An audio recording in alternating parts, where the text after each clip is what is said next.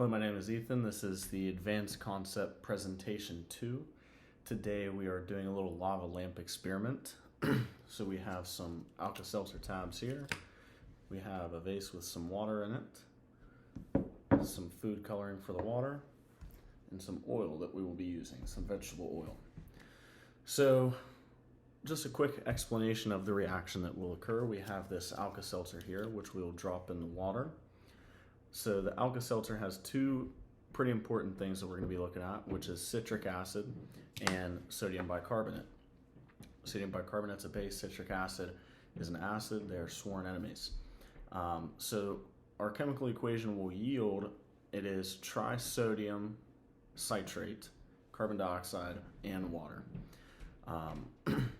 So now, one of my curiosities when looking into this was, if those two are reacting, why wouldn't they react here? And that is simply because the water is going to act as our solvent, and it will give those two chemicals mobility.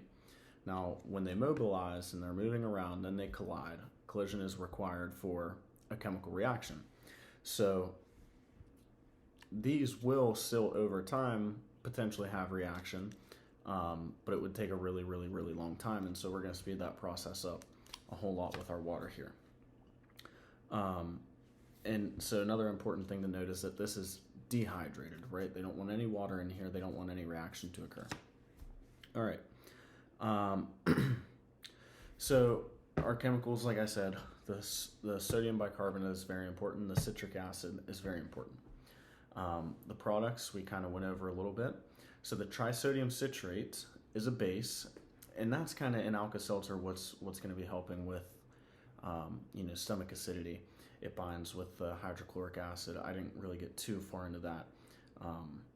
Then we have water as a byproduct as well, which is going to help speed up our reaction even more. It's just additional solvent. And then CO2, and that's going to be really important for us here.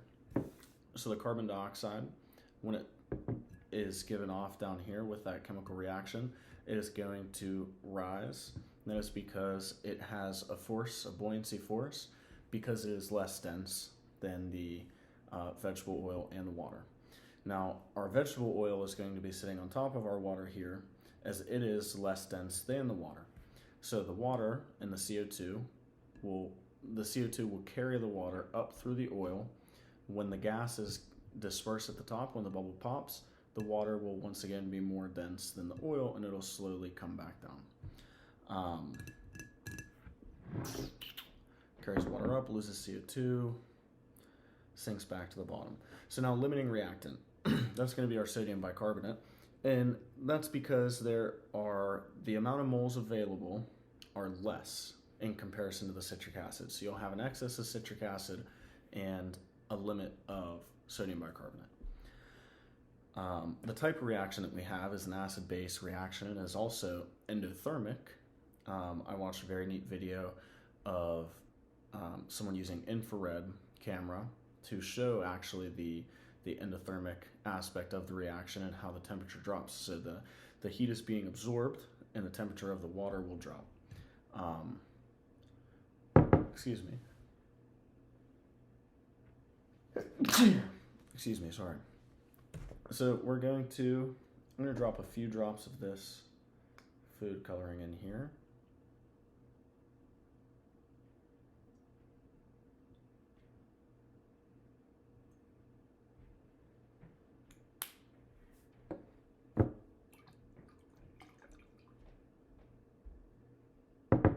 Okay, and let's mix in our vegetable oil.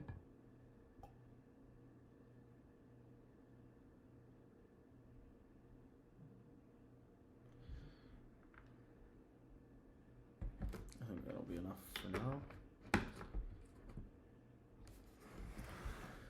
Okay.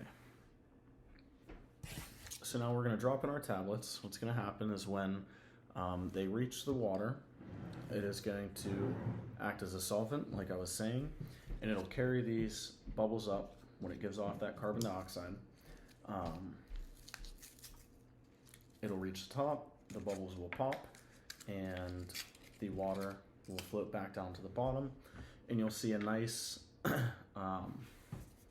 little bubble of food coloring. Kind of gives it that lava lamp effect.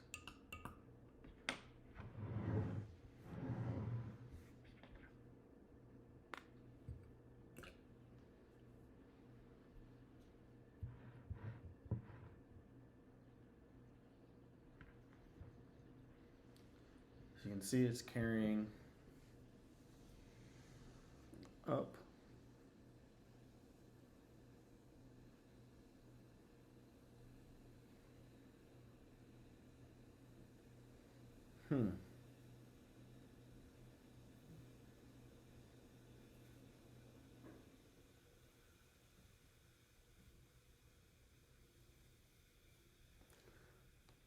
You can see really well there.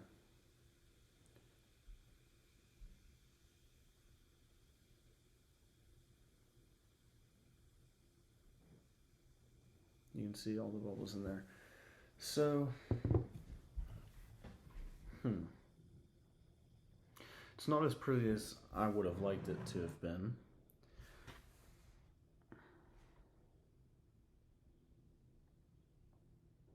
We were having a lot of bubbles getting stuck to the side of the glass.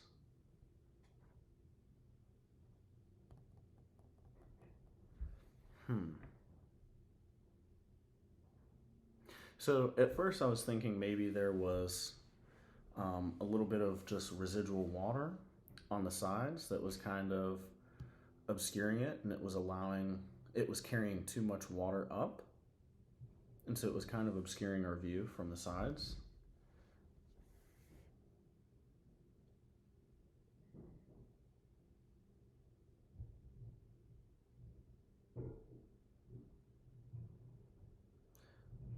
I think that could have potentially been the case. I think maybe our reaction was a little too fast and we were carrying up so much water that it kind of just coated the sides and you couldn't really see.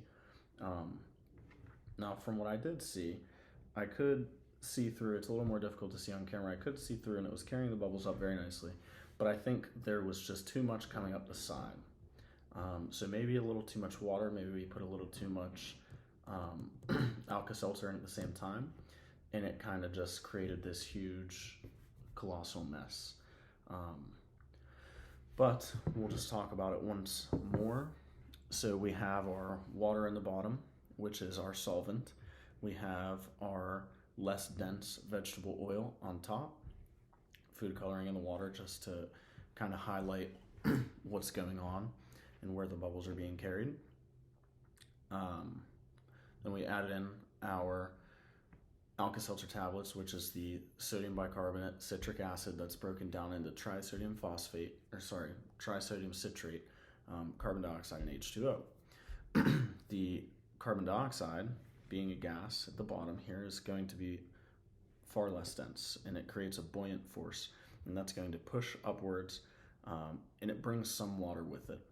So it brings up the water and the CO2. The CO2 reaches the top, surface tension breaks, the CO2 is given off, and the water then becomes once more more dense than the vegetable oil and slowly falls back down. And like I said, I think that our issue kind of with the difficulty seeing what was going on was just maybe too much Alka-Seltzer for our volume here. Maybe one tab would have been okay. And I think it was just kind of carrying it up the sides, and yeah, I think that's what happened. But overall, I believe this was successful, and that is the lava lamp DIY project. Thank you.